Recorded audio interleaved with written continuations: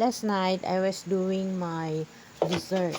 Kay tungod wala ko food processor, manual lang niya ako tadtad. Ano yung style sa mga pobreng walay blender kani ang baton.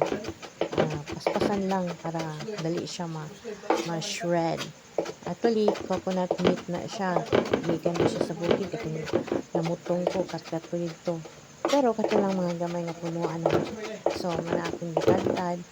Pag ipon-ipon ako na siya, siguro mga nasa half kilo akong nakuha nga coconut milk.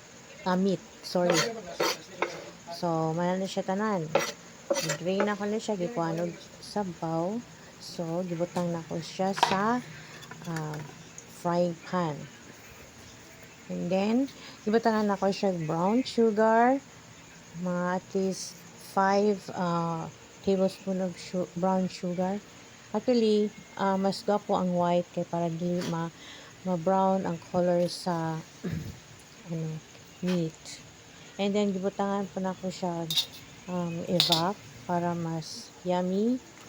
And then, gibutangan ako siya og condensed milk para yummy o tama-tama lang sa sweet. And then, gamay lang egg and gibutangan ako og margarine para medyo yummy. So, para humot siya, gidungagan ako og vanilla extract. Mga 1 teaspoon din siya.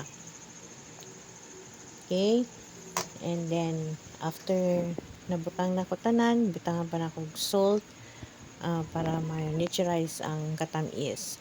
So, mekos-mekos na para mix na siya tanan. I-mix na din siya tanan in lower heat para dili siya masunog. So, hinay-hinay lang mix, and para ma-neutralize. So, ang resulta sa akong luto kay napakalami kay ni, napaka-delicious, napaka-yummy.